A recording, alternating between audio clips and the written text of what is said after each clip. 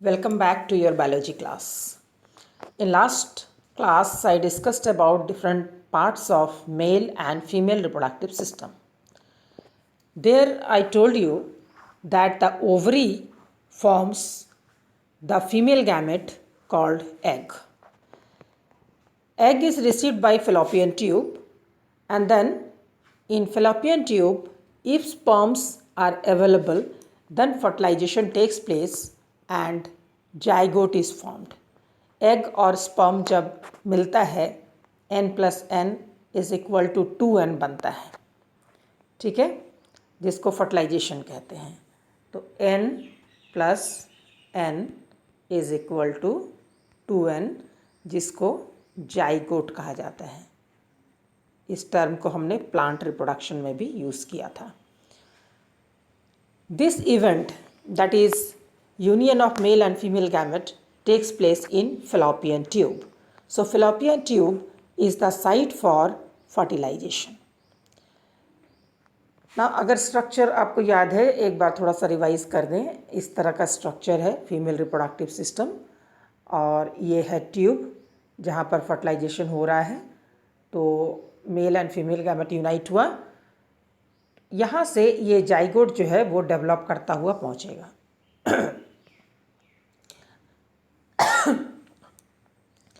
The wall of uterus becomes thicker at that time. ये जो wall है वो अपने आप को प्रिपेयर करेगा. किस तरह से प्रिपेयर करेगा? एंडोमेट्रियल वॉल मैंने यूट्रस में आपको ख़ास तौर पे दिखाया था, वो डायग्राम आप दोबारा देखेंगे. तो वो जो अंदर का वॉल है जिसको एंडोमेट्रियल वॉल कहते हैं, उस वॉल में ब्लड का सप्लाई बढ़ जाएगा, यानी blood vessels will increase in number. Blood supply will increase. The glands called mucus glands, their size will increase, their secretion will increase. Overall effect, the wall of uterus will become fluffy, spongy, soft, full of blood supply and mucus supply. क्या changes आया? जिस समय egg बन रहा है, egg release हो रहा है, फेलोपियन ट्यूब तक एंटर कर रहा है, इस दौरान यूट्रस का वॉल अपने आप को इस तरह से तैयार करेगा. उसमें ब्लड वेसल्स और म्यूकस का जो सप्लाई है वो बढ़ जाएगा, और जो वॉल है वो स्पॉन्जी हो जाएगा. अब सिचुएशन है कि ये जो ओवरी है, ओवरी एवरी मंथ 1 एग बनाता है. 2 ओवरीज हैं, लेफ्ट एंड राइट. दोनों में से कोई भी एक ओवरी हर महीने 1 एग बनाता है. ठीक है. इस एग की जो लाइफ है वो 1 से मैक्सिमम 2 डेज़, यूजुअली 1 डे ही होता है. तो इसकी लाइफ, यानी ये रिलीज़ होने के बाद, ओवरी से रिलीज़ हुआ, फेलोपियन ट्यूब तक पहुंचा, ये 24 घंटे के लिए ज़िंदा रहता है. इस 24 घंटे में अगर स्पर्म्स आया तो यह फर्टिलाइज़ हुआ, और अगर नहीं मिला स्पर्म तो ये फर्टिलाइज नहीं भी हो सकता है. तो ऐसे केस में हम लोग दोनों सिचुएशन को कंपेयर करेंगे कि अगर ये फर्टिलाइज हो गया तो क्या होगा, और फर्टिलाइज नहीं हुआ तो क्या होगा. Let's see this note. What happens when egg gets fertilised? Well, what happens when egg gets fertilized? The uterine wall continues with its preparedness of being fully supplied with blood vessels and mucus glands, so that wall becoming spongy. ये जो घटनाएं घट रही हैं uterine wall में, यानी वो जो अपने आप को प्रिपेयर कर रहा है. कैसे प्रिपेयर कर रहा है? ब्लड सप्लाई बढ़ाकर, म्यूकस ग्लैंड का सप्लाई बढ़ाकर. ठीक है. क्यों किया इतनी तैयारी?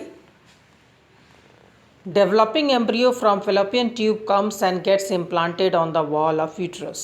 ये तैयारी इसलिए थी कि fallopian ट्यूब के अंदर जो जाइगोट बना वो धीरे धीरे डेवलप करने लगा. That is called developing embryo.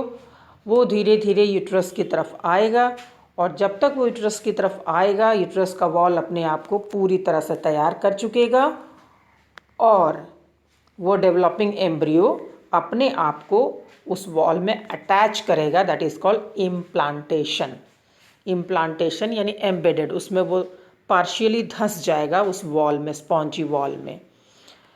Spongy wall में धंसने के बाद यानी इम्प्लांटेशन के बाद placenta is formed. What is placenta? Wall में प्लासेंटा बनेगा। प्लासेंटा एक ऐसा स्ट्रक्चर है जो एम्ब्रियो और यूट्रस के वॉल के टिश्यू से मिलकर बना होता है।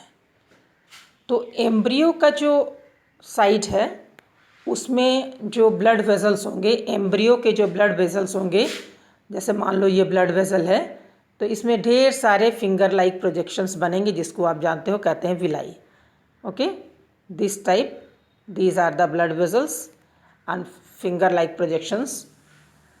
और ये फिंगर लाइक प्रोजेक्शंस मदर का जो यूट्रस वॉल है, suppose this is the wall, ये इस तरह से गड्ढा बनाएगा, स्पेस बनाएगा और इस स्पेस में ब्लड भर जाएगा। ओके, इस स्पेस में ब्लड भरेगा। तो ये जो ब्लड है, इस ब्लड में एम्ब्रियो का ये जो फिंगर लाइक प्रोजेक्शंस हैं वो सब इसमें धंस जाएंगे। जैसा कि आप जानते हो कि these finger like projections increase the total surface area, increase the total surface area. ये मदर साइड है और ये फीटस यानी एम्ब्रियो साइड है।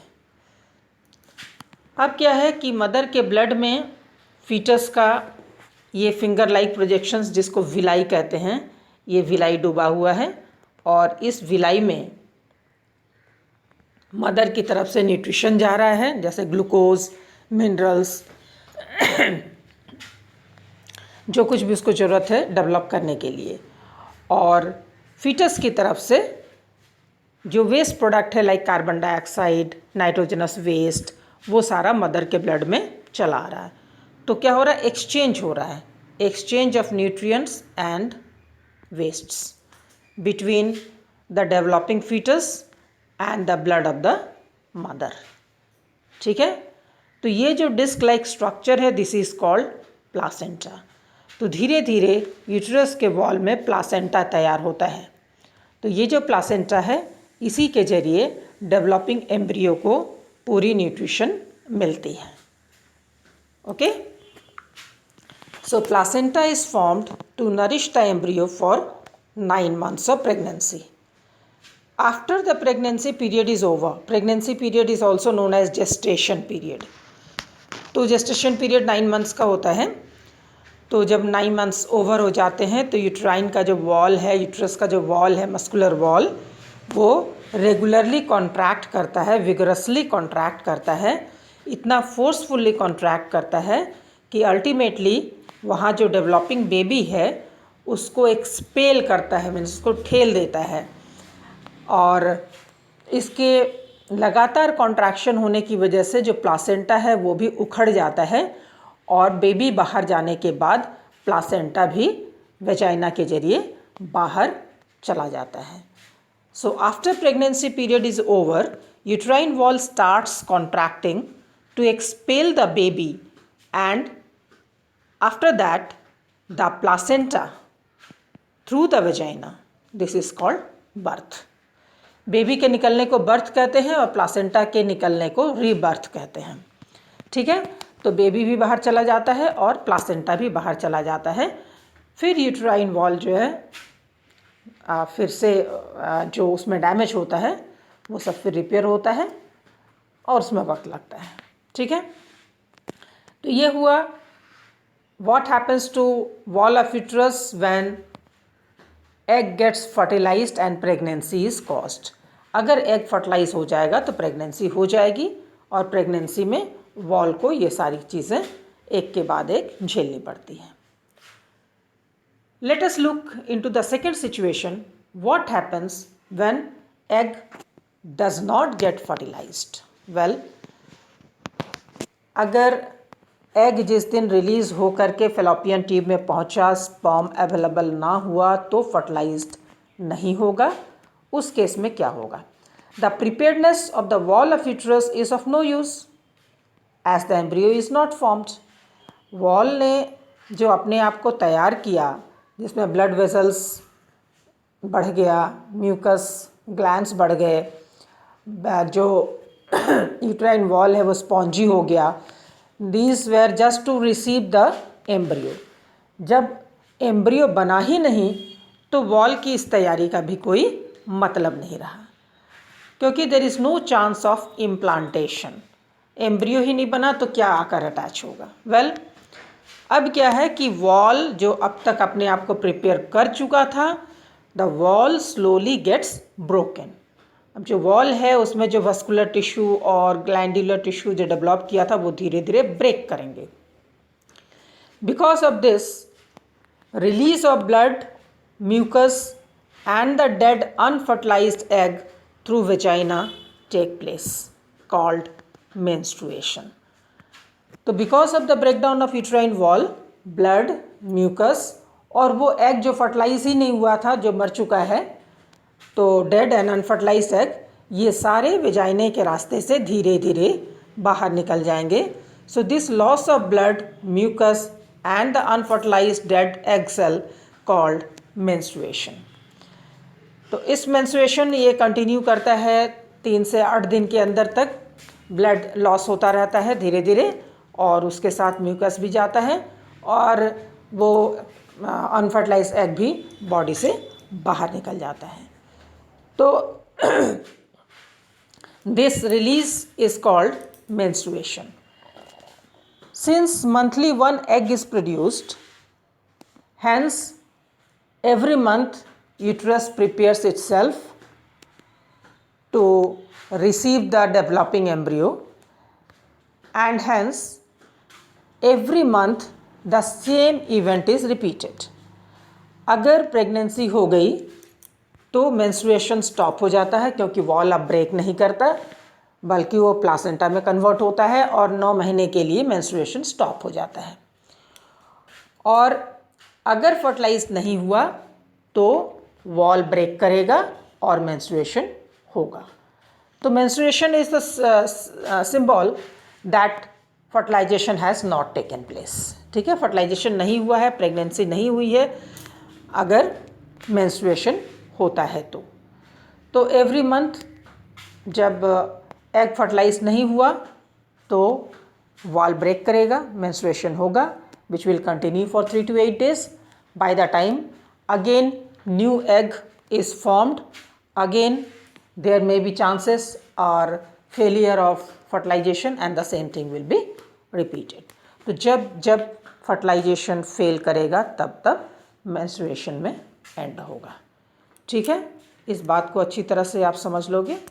इसको मैं नोट के तौर पर भी आपको दे दूंगी। ठीक है, दैट्स ऑल। आज के लिए इतना ही। एक दिन और लगेगा इस चैप्टर को फिनिश होने में, उसके बाद मैं नोट्स दूंगी। और in next class will be discussing the reproductive health and birth control. Okay, how to control birth. Thank you.